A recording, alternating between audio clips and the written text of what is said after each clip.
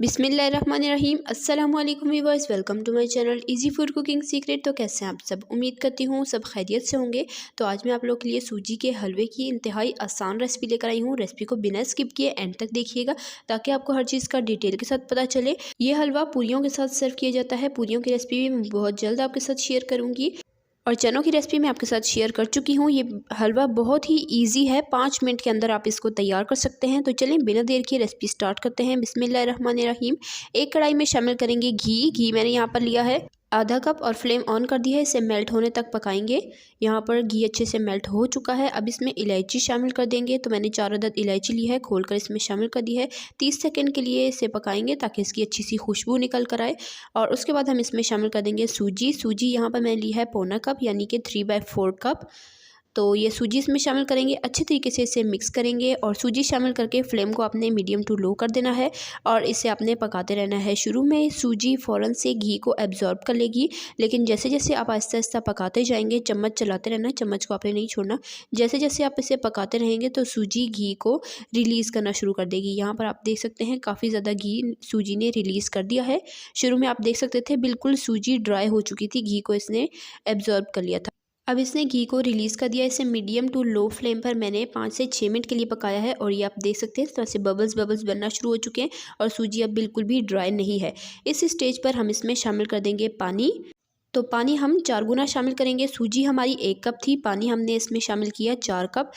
पानी शामिल करके इसे अच्छे से मिक्स कर देंगे और याद रहे कि फ्लेम हमने इस स्टेज पर मीडियम टू लो ही रखी है। फ्लेम को बिल्कुल भी हाई नहीं करेंगे। अगर हाई फ्लेम करेंगे तो ये पानी फ़ौरन से ड्राई हो जाएगा और सूजी हमारी अच्छे से पकेगी नहीं, उसका दाना साबुत रहेगा। इसलिए आपने फ्लेम को मीडियम टू लो रखना है और मीडियम टू लो फ्लेम पर इसे आपने 5-10 मिनट के लिए अच्छे से पकाना है। साथ ही यहाँ पर मैंने जर्दे का रंग शामिल किया है 2 से 3 चुटकी।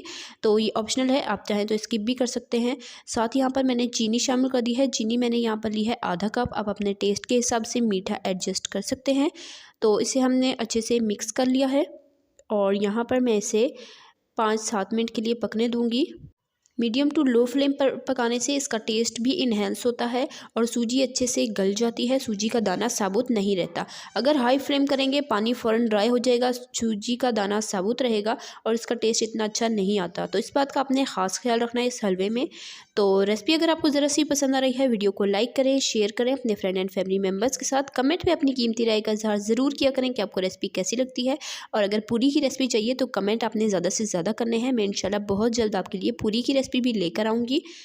और आपसे रिक्वेस्ट है चैनल पे रहें, सब्सक्राइब ज़रूर कर लें, साथ मौजूद बेल आइकन को भी प्रेस कर लें ताकि आपको इसी तरह की मज़ेदार आसान सी रेसिपी सबसे पहले फ्री में देखने को मिल सके और आप हमारी कोई भी रेसिपी मिस ना करें। चैनल को सब्सक्राइब किया करें, इससे हमारी हौसला अफजाई होती है और आपके लिए इसी तरह की मज़ेदार आसान सी रेसिपीज़ लाने की भरपूर कोशिश करते हैं। तो हलवा यहाँ पर हमारा रेडी हो चुका है। कंसिस्टेंसी यहाँ पर मैं आपको चेक करा देती हूँ। ये देखिए मैंने इतनी कंसिस्टेंसी रखी है। फ्लेम को ऑफ़ कर देंगे।